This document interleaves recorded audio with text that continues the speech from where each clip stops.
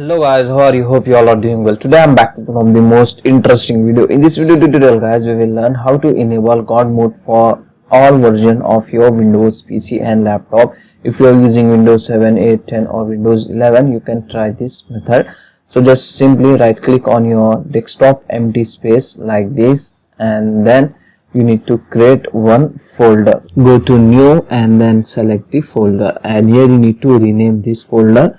So the folder name you can get in my video description box, same as it is. You need to copy and paste it here, okay, and then hit enter. The folder name was now added. Now what you need to do, you need to press Windows key button on your PC, and here you need to search command prompt.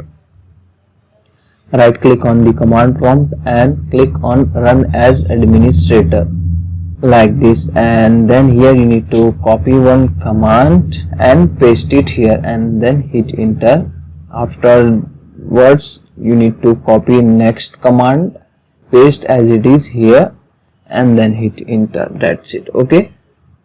Now your GodMode folder was created, as you can see guys, in your desktop. Now you can close this command prompt. This all command you can get in my video description box.